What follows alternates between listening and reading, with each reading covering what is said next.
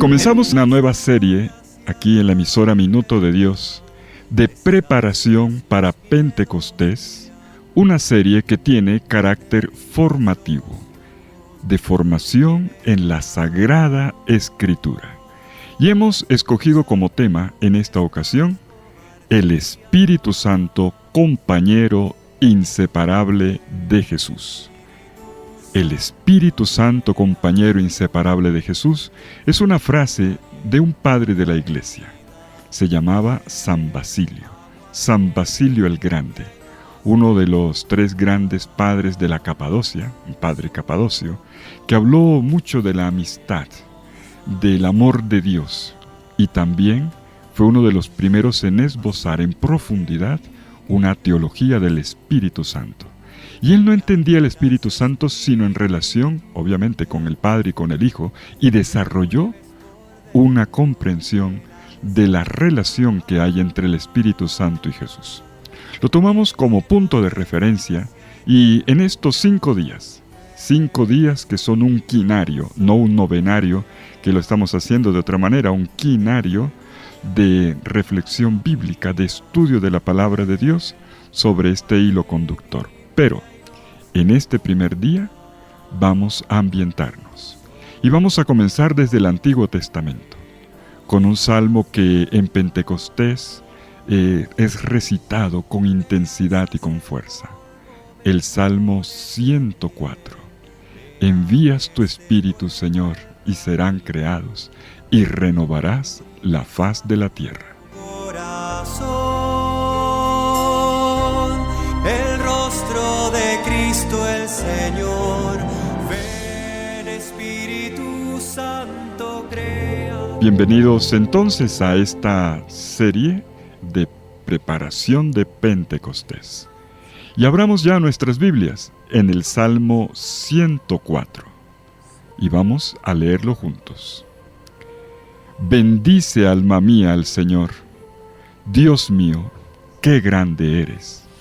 Te vistes de belleza y majestad, la luz te envuelve como un manto. Extiendes los cielos como una tienda, construyes tu morada sobre las aguas. Las nubes te sirven de carroza, avanzas en las olas del viento. Los vientos te sirven de mensajeros, el fuego llameante de ministro.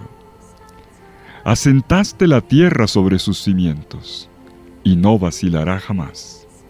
La cubriste con el manto del océano, y las aguas se posaron sobre las montañas. Pero a tu bramido huyeron. Al fragor de tu trueno se precipitaron, mientras subían los montes y bajaban los valles, cada cual al puesto asignado.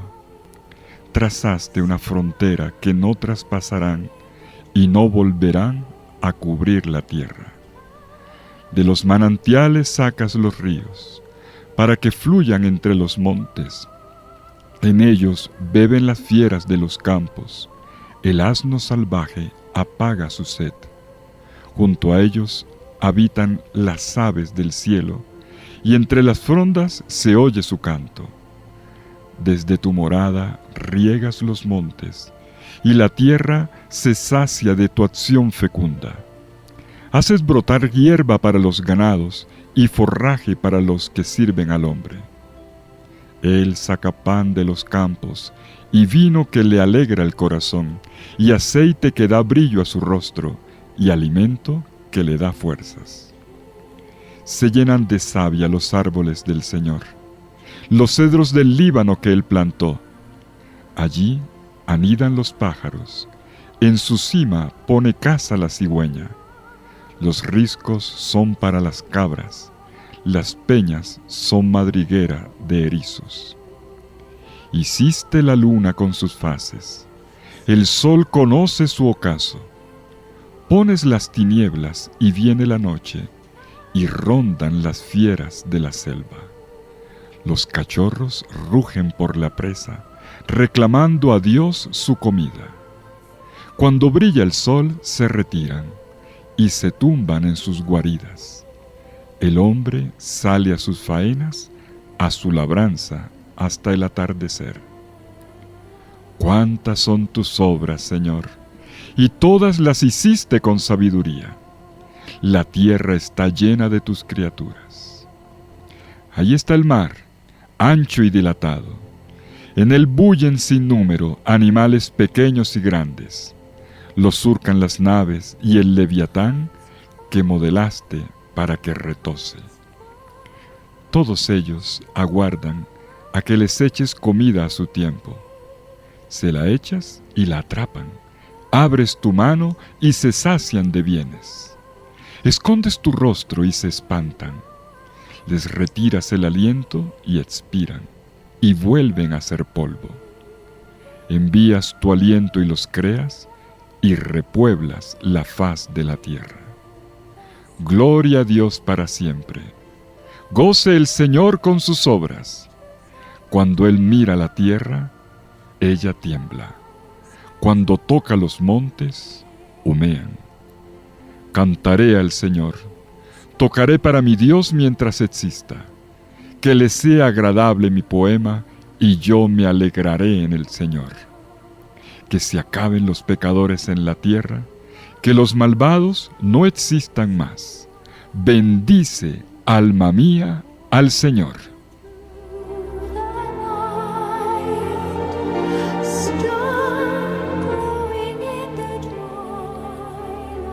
Hemos escogido este salmo, el 104 en la Biblia, 103 en la liturgia de la Iglesia, como puerta de entrada de nuestro estudio bíblico, el Espíritu Santo como compañero inseparable de Jesús, porque es un salmo que ya nos invita como un aperitivo a comprender la acción del Espíritu, que es una acción claramente creadora, renovadora, transformadora. Y si bien el Salmo 104 es un salmo que trata muchos otros temas, es un salmo de creación que canta a Dios creador en general, trataremos ahora de hacer el camino para entender aquel famoso versículo 30 de este salmo que dice la jaculatoria más repetida en Pentecostés: envías tu espíritu y serán creados, y renovarás la faz de la tierra.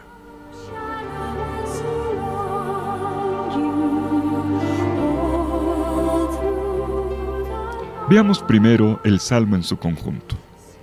Estamos frente a una de las grandes obras maestras del Salterio, y no exagero. Es un cántico de las criaturas, elaborado con una arquitectura poética, noble y compleja. El famoso escritor francés Chateaubriand, en su obra Le génie du christianisme, el genio del cristianismo, él estaba convencido, y anotó esto, estaba convencido de que los grandes de la literatura italiana, latina, Horacio y Píndaro, estaban a kilómetros de distancia frente a la genialidad de este gran poema que es el Salmo 104. Y como si fuera poco, un científico, el naturalista alemán Alexander von Humboldt, hace ya 2 siglos, en su obra Cosmos, escribía lo siguiente. Él se fijó en el Salmo 104 y en una obra científica dijo lo siguiente: el Salmo 104 es un esbozo del mundo pintado en pocos trazos. Todo en él está inundado por un carácter sublime que espanta y que conmueve.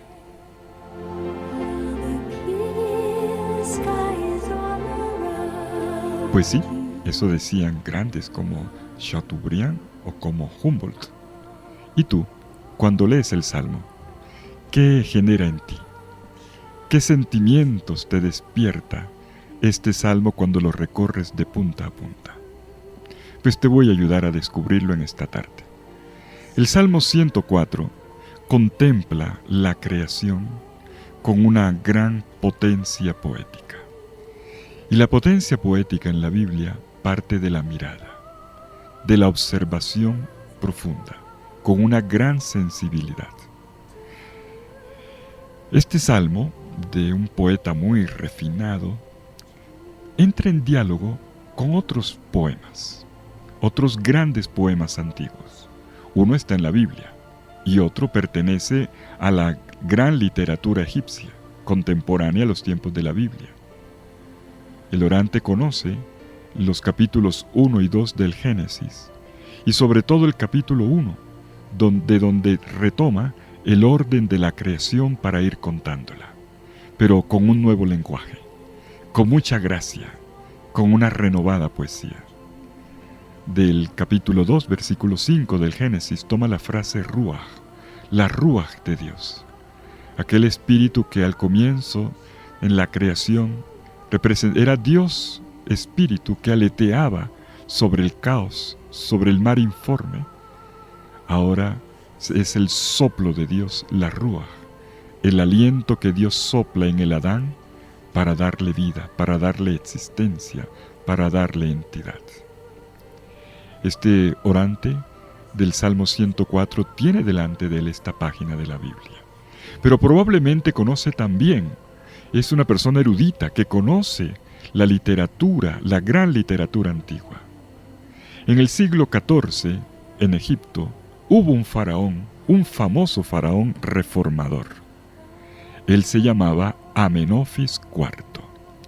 Y él quiso hacer una reforma religiosa del país. Egipto, que es una cultura, una civilización eminentemente politeísta, con Amenofis se convirtió en monoteísta. Él dijo, no, solo hay un solo Dios. Y ese Dios es el Sol, el Atón.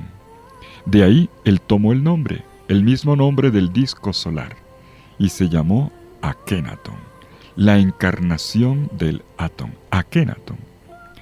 Y entonces compuso un poema al Atón, Akenatón, a Atón, que tiene muchos puntos en común con este salmo.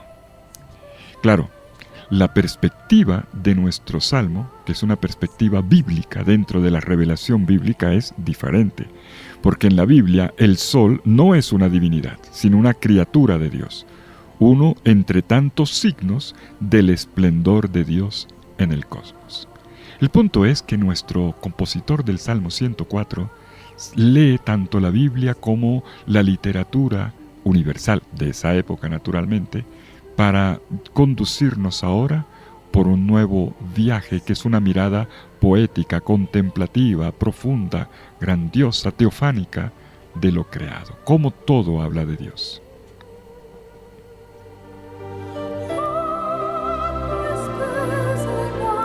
El orante del Salmo 104 sabe mirar las realidades visibles con una mirada penetrante, como es propio de la sabiduría bíblica, participando en la misma sabiduría con que Dios ha creado cada cosa, como dice en el versículo 24, tú todo lo hiciste con sabiduría. Este mundo está bien hecho. Y para dar cuenta de esto, el orante sabe captar la riqueza de los símbolos, la vivacidad pictórica de los cuadros que se suceden en una escenografía espectacular, y sin por eso perder la elegancia ni la sencillez de su lenguaje.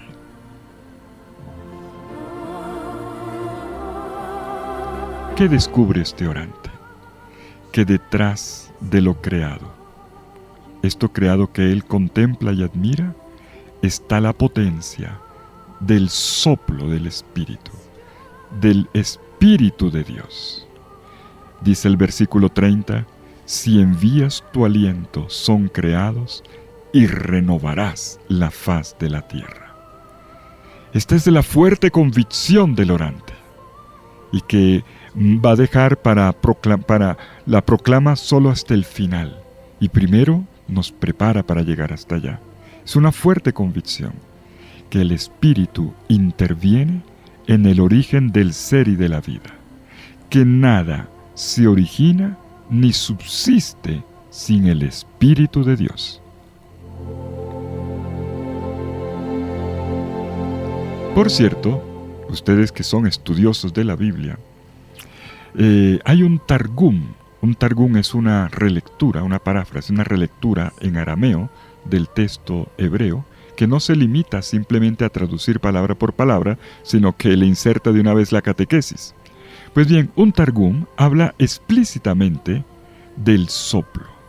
Habla del soplo del Espíritu Santo. Y dice que, de resto, no se dice nada diferente del inicio de las Escrituras cuando hace preceder la descripción del acto creacional de Dios de una afirmación importante. El Espíritu de Dios aleteaba sobre la superficie de las aguas. Esto es para mostrarles cómo desde el principio, ya estos comentarios tan antiguos de la Biblia, los primeros, traducciones y comentarios, todo en combo, todo en el mismo tiempo, ya descubrían aquí en este salmo la primera teología del Espíritu.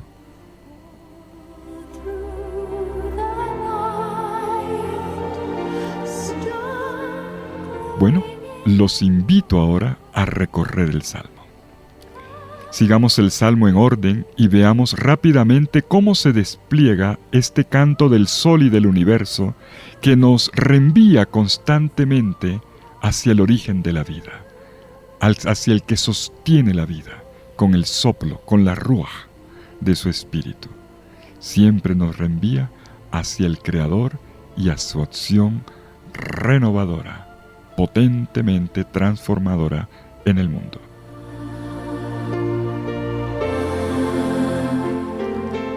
Observen por favor junto conmigo sus Biblias, ténganla abierta y vamos a recorrer el Salmo que tiene 7 partes. Este es un Salmo en 7 partes. 7 partes que forman una figura concéntrica. Concéntrica quiere decir que el comienzo coincide con el final, el 1 con el 7. La primera estrofa será una teofanía, una manifestación de Dios, y la última nuevamente, pero va a marcar una diferencia. Y en el centro nos va a colocar aquello que más quiere subrayar.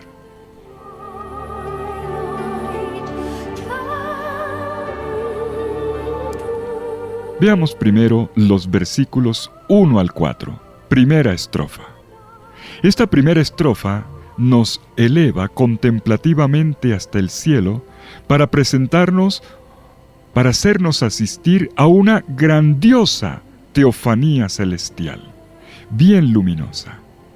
Entra en escena el Creador con todo el esplendor de su potencia cósmica.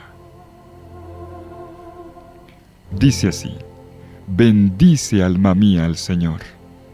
Dios mío, ¡qué grande eres! Te vistes de belleza y majestad, la luz te envuelve como un manto. Extiendes los cielos como una tienda, construyes tu morada sobre las aguas. Las nubes te sirven de carroza, avanzas en las olas del viento. Los vientos te sirven de mensajeros, el fuego llameante de ministro.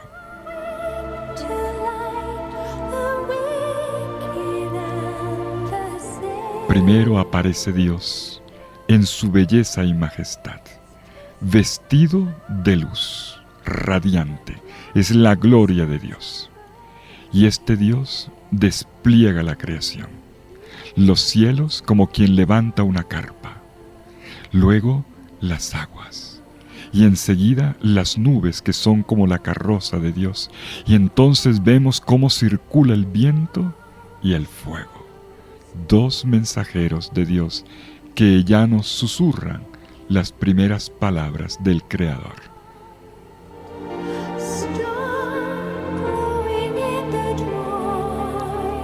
Y en este punto, cuando Dios ha aparecido y ha comenzado la creación, el orante ahora da el siguiente paso. Segunda estrofa, versículos 5 al 9. Y evocando aquí el capítulo 1 del Génesis y su bellísimo poema de la creación en 7 días, contempla la tierra firme, y las aguas, los océanos, generalmente caóticos, en tensión. Hace una descripción de la creación, casi como como una pintura impresionista, o sea, con rasgos rápidos y pinceladas gruesas, para mostrar cómo a través del dominio de las aguas caóticas, de todo lo que es caos, desorden, confusión, emerge ahora como creación de Dios un orden, una estructura planetaria, y en medio de ella la Tierra.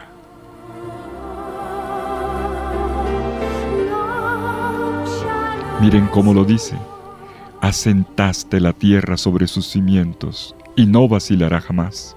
La cubriste con el manto del océano y las aguas se posaron sobre las montañas. Pero a un bramido tuyo, aquí ya está la voz de Dios, a un bramido tuyo huyeron, al fragor de tu trueno se precipitaron. Mientras subían los montes y bajaban los valles, cada cual al lugar que le corresponde.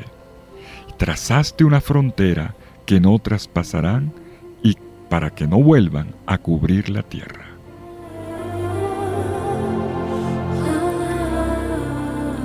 Y este Dios que crea ordenando da el siguiente paso.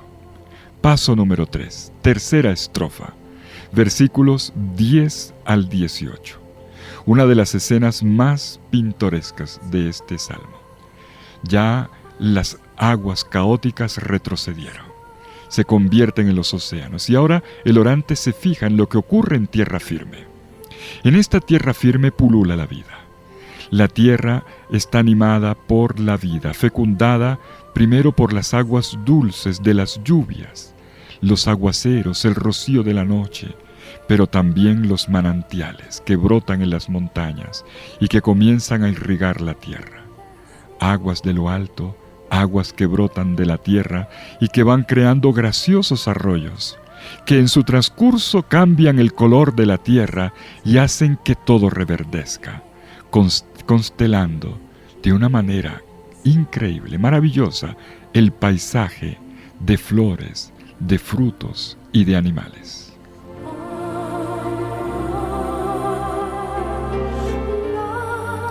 Miremos cómo lo dice con la fuerza de la poesía. De los manantiales sacas los ríos, para que fluyan entre los montes. En ellos beben las fieras de los campos. El asno salvaje apaga su sed. Junto a ellos habitan las aves del cielo, y entre las frondas se oye su cantar. Desde tu morada riegas los montes, y la tierra se sacia de tu acción fecunda. Haces brotar hierba para los ganados y forraje para los que sirven al hombre. Miren qué bonita es la historia del agua, el gran valor del agua. Y entonces, agua del cielo, agua de los manantiales, agua en los ríos, y ahora vemos el alimento. Él saca pan de los campos, y vino que le alegra el corazón, y aceite que da brillo a su rostro, y alimento que le da fuerzas. Los tres embellecedores del mundo antiguo: el vino, que hace sonreír a la gente y la pone contenta; el aceite, que era el primer producto de maquillaje que ponía bonitas las señoras y también el cuerpo de los hombres; y el alimento. Cuando la gente come bien, se pone distinta, tiene color. Y entonces vemos que no solamente el ser humano, Dios lo alimenta todo. Sigue el poema: se llenan de savia los árboles del bosque, los cedros del Líbano tan altos que él plantó, y allí anidan los pájaros. En su cima pone casa la cigüeña. Los riscos también hay para los animalitos de las rocas. Los riscos son para las cabras, las peñas son madriguera de erizos.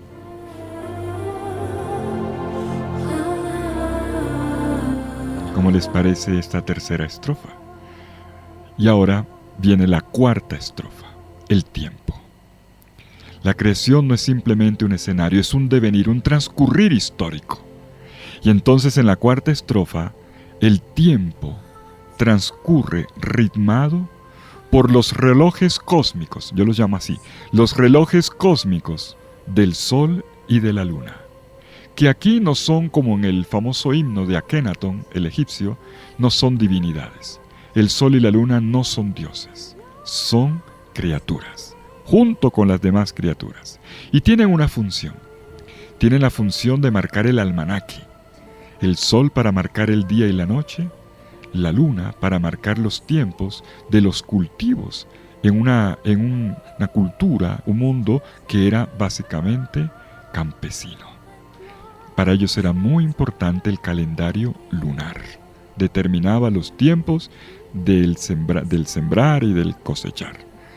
Y entonces, con estos relojes cósmicos del sol y de la luna, vemos cómo se clarea todavía más, entre luz y tinieblas, esta acuarela de la vida cotidiana.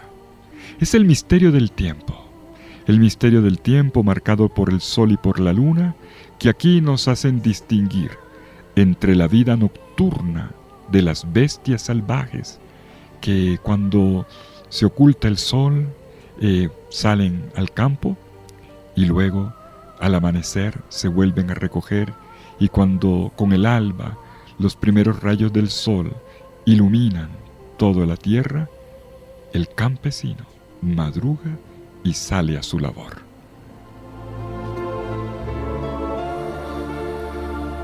Hiciste la luna con sus fases. Miremos el texto. Versículos 19 al 24. El sol conoce su ocaso. Pones las tinieblas y viene la noche, y rondan las fieras de la selva. Los cachorros rugen por la presa, reclamando a Dios su comida. Cuando brilla el sol, el amanecer, se retiran y se tumban en sus guaridas. Y el hombre sale a sus faenas, a su labranza, hasta el atardecer. Y en este punto el orante levanta la mirada, se emociona y alaba a Dios. ¡Cuántas son tus obras, Señor! Y todas las hiciste con sabiduría. La tierra está llena de tus criaturas.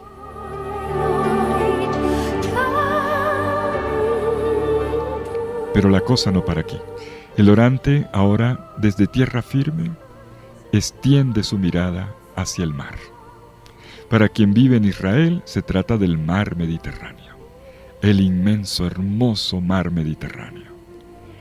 Los versículos 25 y 26, esta vez más cortos, para hablar del mar.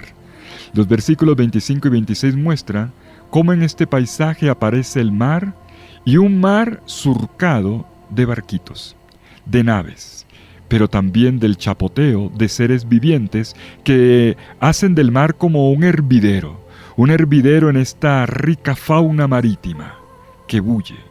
Y en este bullir se puede distinguir, en medio de todos estos animales, esta rica fauna marítima, se destaca un animal mitológico, tomado del folclore, un animal mitológico, el monstruo caótico llamado el Leviatán. Pero el Leviatán aquí aparece reducido a una coqueta ballena que danza, que brinca sobre las olas del mar. El antiguo monstruo marino que le metía miedo a los marineros, a la que la gente temblaba solo con decir su nombre, ahora no es más que un patico de goma en una bañera.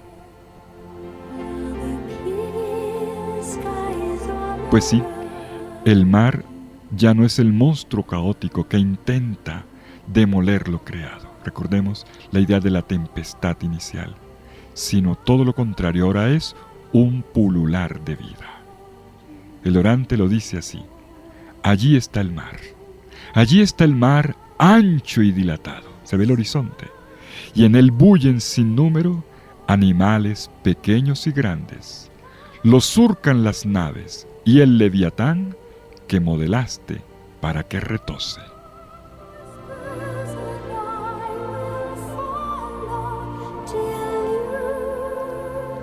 Y ahora llegamos a la sexta estrofa, la más teológica, que conecta a todas las criaturas con el Creador.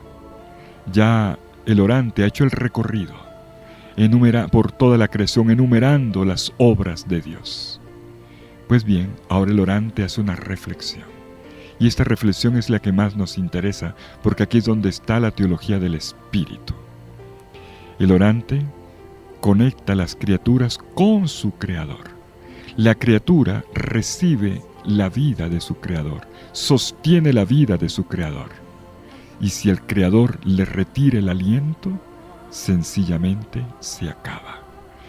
Ser criatura es vivir animado por esta ruaj, esta fuerza vital que solo Dios puede dar. Ya antes el orante, cuando describía las plantas, los animales y al ser humano, mostraba cómo todos eran nutridos, alimentados. Pero ahora dice que hay un alimento más de fondo. Nada existe, nada puede subsistir sin el aliento de Dios. Todos ellos, dicen orante, aguardan a que les eches comida a su tiempo. Se la echas y la atrapan. Abres tu mano y se sacian de bienes. Escondes tu rostro y se espantan. Les retiras el aliento y expiran y vuelven a ser polvo. Envías tu aliento y los creas y repueblas la faz de la tierra.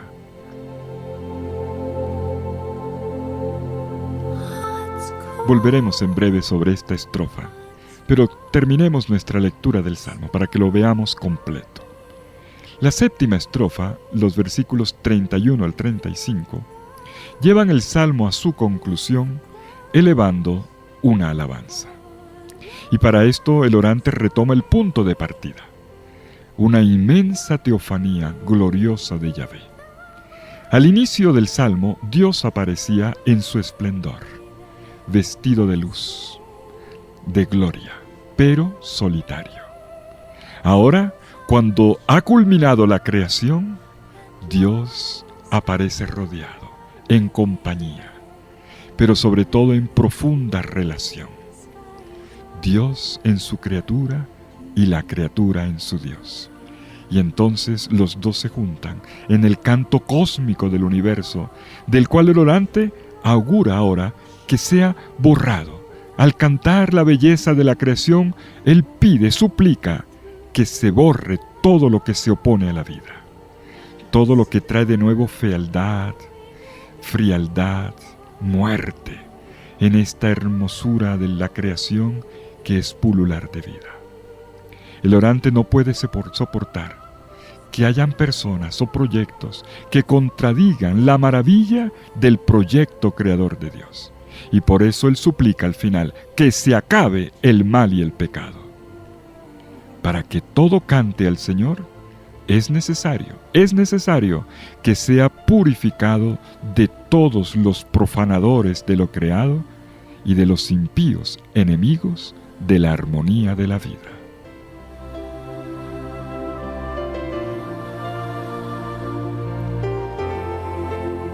Dice la conclusión: Gloria a Dios para siempre. Goce el Señor con sus obras. Cuando Él mira la tierra, ella tiembla. Cuando toca los montes, humean. Cantaré al Señor, tocaré para mi Dios mientras exista. Que le sea agradable mi poema, y yo me alegraré en el Señor. Que se acaben los pecadores en la tierra, que los malvados no existan más. Bendice, alma mía, al Señor.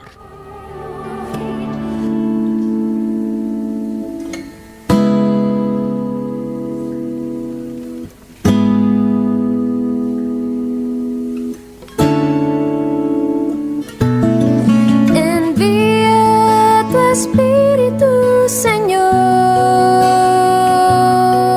y renueva la faz de la tierra. Envía tu Espíritu, Señor, y renueva la faz de la tierra. Bendice, alma mía, al Señor. Dios mío, qué grande eres. Oh, te vistes de belleza, belleza y majestad. Oh,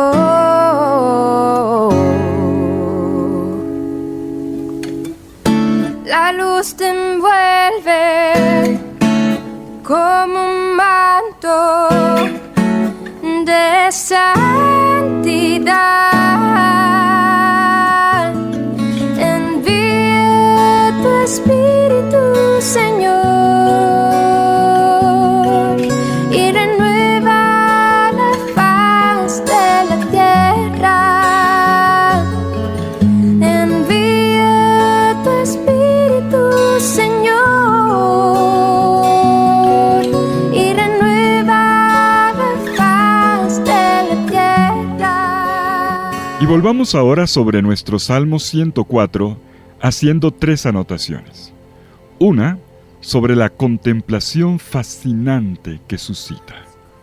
Es el Carmen literario de este salmo. 2, sobre la manera como hace de la creación lenguaje de la revelación del conocimiento de Dios. Es la hondura teológica. Y 3, su relación con Pentecostés. Los versículos 27 al 30.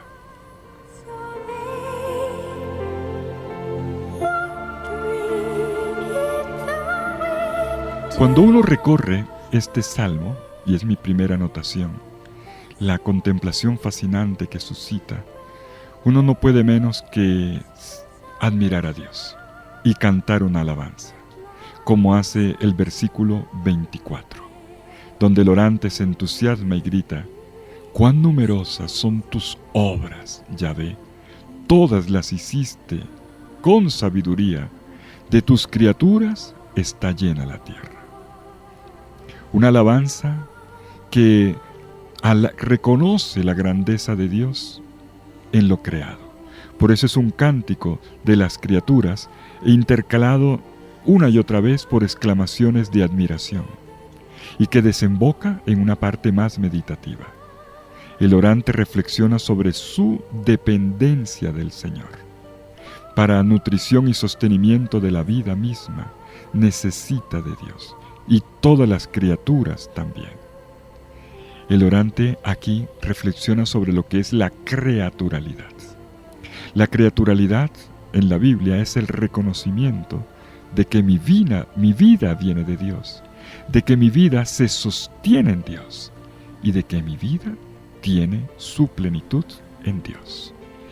Y una vez que el orante hace este reconocimiento de creaturalidad, una confesión, no solo declaración de las criaturas, sino de su propia creaturalidad, esta vinculación con Dios, el orante da gloria al Creador al final, insistiendo en la tonalidad de la alegría.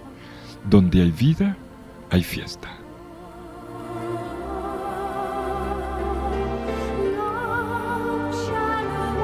Y Dios se goza con sus obras. Dios se estremece por este gran amor. Y así, el ser humano también se empeña en darle gloria a Dios con su propia vida. Toda la existencia humana es un himno, un canto a Dios. Por eso al final el orante va a decir que mientras yo viva, yo cante. Mientras yo tenga aliento, Dios me dio su aliento, su rúa, su soplo vital, pues que en mí la respiración se convierta en un continuo cantar. Mientras haya vida y aire en mis pulmones, que yo no pare de alabarte, Señor. Y el orante nos da un ejemplo de esta oración al construir este mismo poema. Y se siente llamado al mismo tiempo que contempla la belleza de lo creado a vivir una vida más sabia, participando de la vida del que todo lo renueva. Hay unas palabras inolvidables de otro padre de la Iglesia, Ireneo de León, que dice: la gloria de Dios es el hombre viviente y la vida del hombre es visión de Dios. ¿Cómo? Un Dios contemplado en la belleza de sus obras. El ser humano es co-criatura con todas las demás criaturas. Es un hermano con todas las demás criaturas. No es el dueño. Es también un inquilino de esta casa común, diría el Papa Francisco. Y como co-criatura, el Salmo 104 nos dice que el ser humano está integrado armoniosamente con el todo, con un todo que lo supera, y al cual contribuye serenamente con su trabajo, pan, vino, aceite, Dicen los versículos 14 y 15 que son fruto de la tierra y del trabajo del hombre. El hombre también hace producir la tierra. Y esto se lo entrega a Dios como una ofrenda. Como decimos en la presentación de los dones, cada vez que celebramos la Eucaristía, te entregamos, te ofrecemos el fruto de la vid y de la tierra, del trabajo del hombre.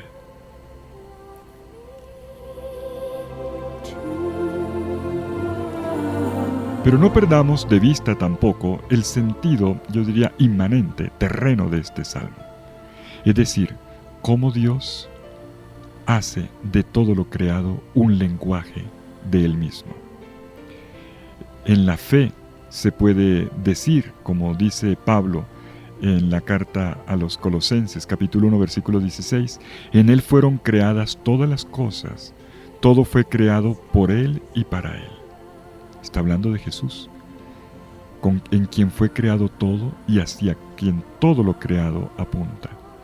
Es verdad que los atributos invisibles de Dios se pueden contemplar y comprender desde la creación del mundo, dice también Pablo en Romanos 1:20.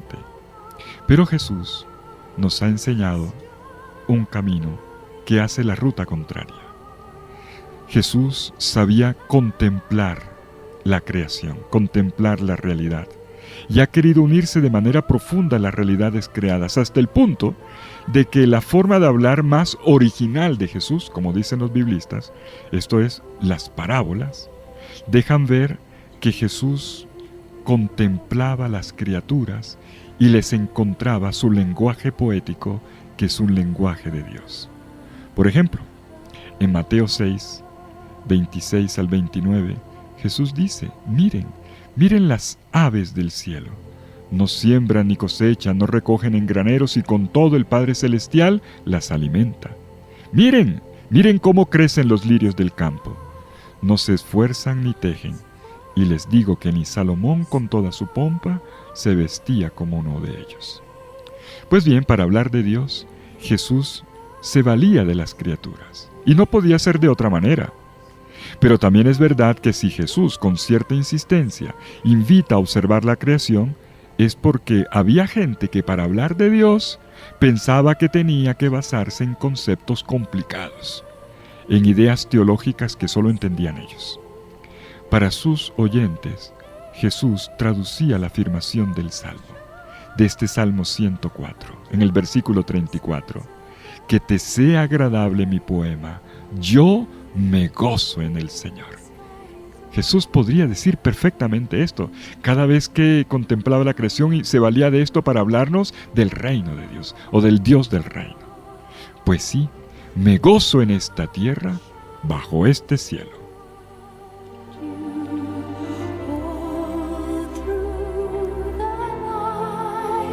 Y una última anotación merecen los versículos 27 al 30.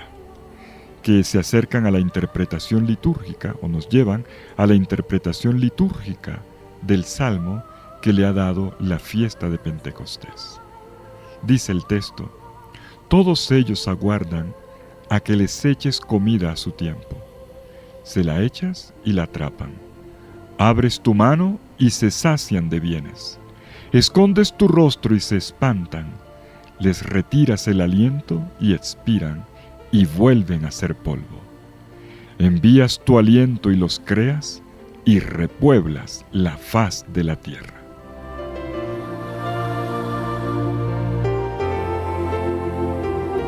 Miren cómo empieza el versículo 27.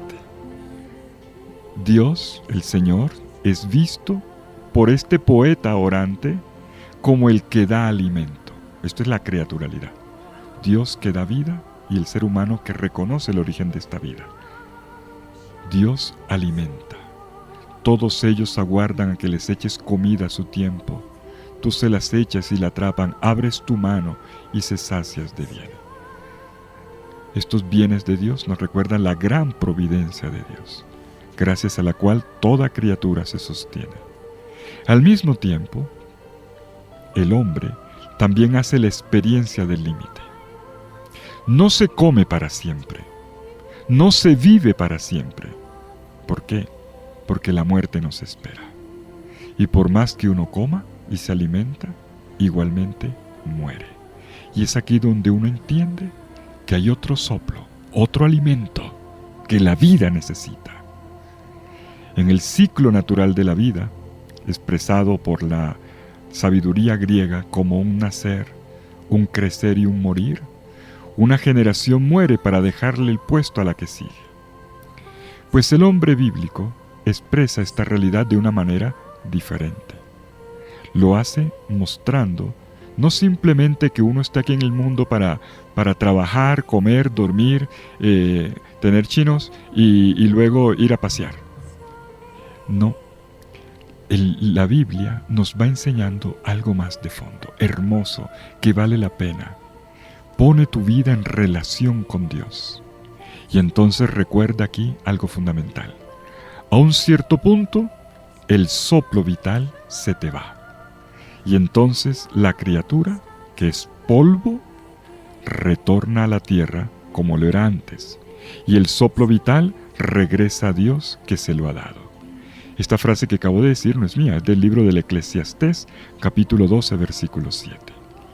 Dios te da el aliento y Dios te lo quita. También habla así el Salmo 90, versículo 3. Qué importante en estos días leer esto cuando muchas de las muertes que tienen que ver con la pandemia son enfermedades respiratorias.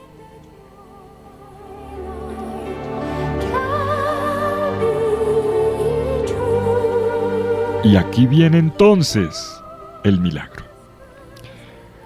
Cuando la Ruaj de Dios, el soplo vital de Dios, es enviado de nuevo, Él, ¡qué maravilla!, levanta todo desde el polvo, renueva la faz de la tierra, dando vida a todas las criaturas.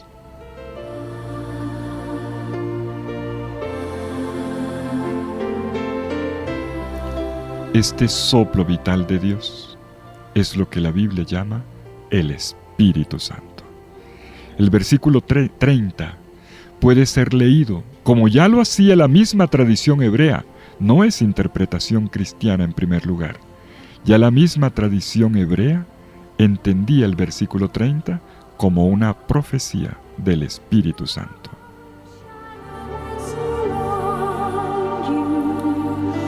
El Targum arameo, que pertenece al mundo judío, que citaba al comienzo, nos proporciona ya esta interpretación y que fue ampliada después por las sucesivas lecturas rabínicas y también, sin duda, por la tradición cristiana, viendo aquí en el Espíritu la fuerza capaz de vivificar.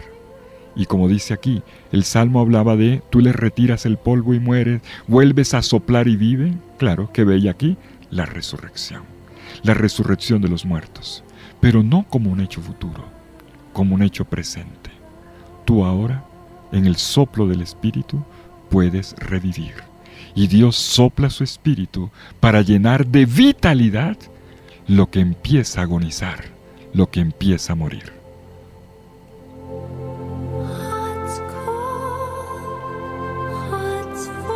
Los padres de la iglesia se gozaron en este versículo 30. Ya el tiempo no me permite profundizar más, habría mucho que decir, pero nos quedan 4 días. Lo retomaremos. La patrística. Estos primeros autores, los padres de la iglesia en los primeros 5 siglos del cristianismo, nos han regalado bellísimas relecturas del versículo 30. Envías tu espíritu y serán creados y renovarás la faz de la tierra. Esto nos muestra cuánto impacto tenía este salmo en la oración cristiana en sus primeros siglos.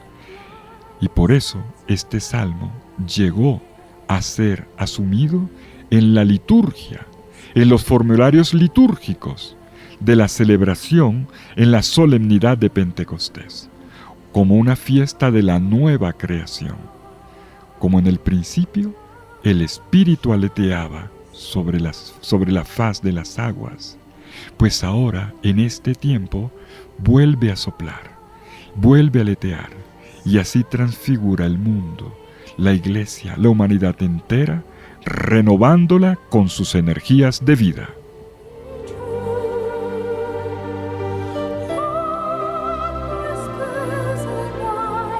Comenta un autor moderno que mientras el salmo es proclamado en la celebración litúrgica, ocurre lo que proclama. La creación se transfigura en la luz de Cristo. La nueva creación tiene lugar cada vez que tú pronuncias las palabras de este salmo. El mundo se renueva tanto por dentro como por fuera de nosotros. Dios está en acción como en los días de la primera creación y del caos. Dios está aquí para levantarnos desde el caos del pecado, de los errores, de todo lo que amenaza la vida, para levantarlo todo con su soplo vital. Todo toma forma, todo se vuelve nueva criatura en este mundo nuevo en el que Dios reinará para siempre. Él, como dirá Pablo en 1 Corintios 15:28, que será todo en todos.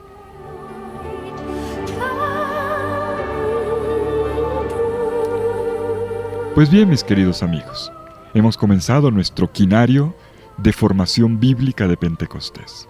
Y hoy, como aperitivo de nuestro tema, que mañana comenzaremos a desarrollar muy cuidadosamente, el Espíritu Santo como compañero inseparable de Jesús, hoy, de aperitivo, hemos desgranado esta carga material y simbólica, teológica y espiritual, poética del Salmo 104. Porque este es uno de los significados más profundos de Pentecostés, que es la plenitud del acontecimiento pascual. Como leemos en el libro de la sabiduría, en el capítulo 1, versículo 7, el Espíritu del Señor llena el universo, da unidad a todo y de todo conoce su voz.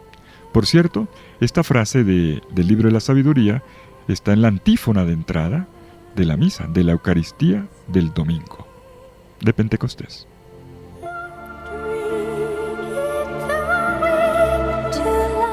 Y yo me pregunto, ¿no es quizás también en virtud de este vínculo estrecho entre creación y nueva creación que proviene de la Pascua de Jesús, que Jesús también, lleno del Espíritu, como veremos en nuestras siguientes intervenciones, Jesús exulta en el Espíritu Santo? ¿Por qué? Porque Él es el autor de la nueva creación. Porque donde está el Espíritu hay creación. Y Jesús, el que hace presente el reino, que es obra creadora de Dios, exulta y se goza en el Espíritu Santo. ¿Será que tú y yo somos capaces de este gozo, de esta exultación a la luz de las criaturas que nos rodean? De hecho, como afirmaba una gran mística del siglo pasado, una monja, la hermana María de Campello, decía esto: yo busco a Cristo bajo el velo de la madre naturaleza, en el trigal, en la vid, en los olivos, en los montes y en el mar, en los lirios, en los pájaros, en el cordero, en la piedra, en las plantas, en las espinas. Toda criatura está como que marcada por esta impronta y revela casi como que un rayo de la realidad invisible de Dios. Esto invisible de Dios, que es el Espíritu Santo, lo vamos a comprender mejor en nuestras siguientes nos quedan 4 intervenciones todavía de nuestro quinario, estudiando el Espíritu Santo como compañero inseparable de Jesús.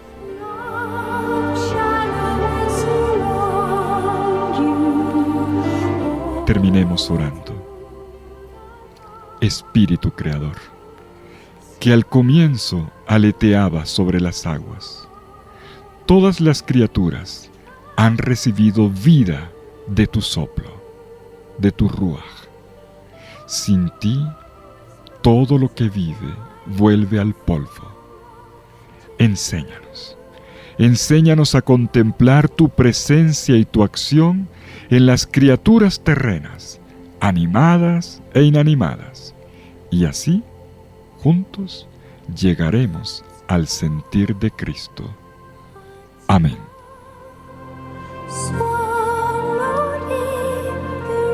Envías tu Espíritu, Señor, y renovarás la faz de la tierra.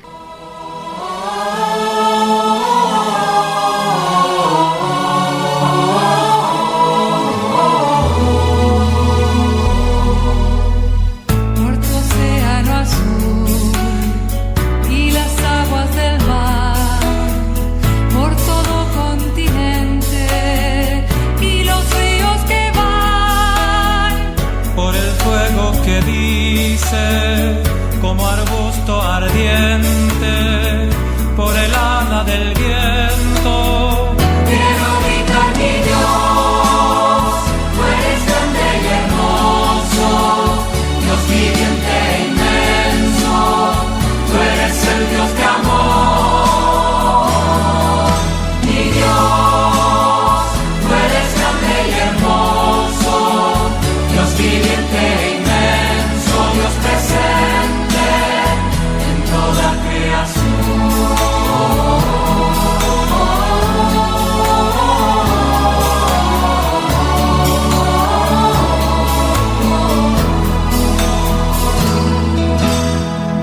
y por los animales de la tierra y el agua, por el canto del ave y el cantar de la vida, Por el hombre que hiciste semejante a ti, y por todos sus hijos. quiero gritar mi Dios, tú eres grande y hermoso, Dios viviente e inmenso, tú eres el Dios de amor.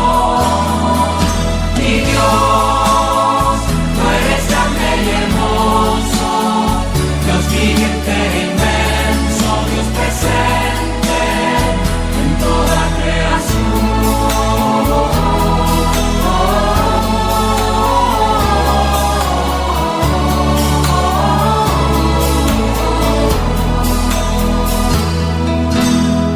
por la mano tendida que te invita a la danza, por el beso que brota al surgir la esperanza, La mirada de amor que levanta y reanima, por el vino y el pan. quiero gritar mi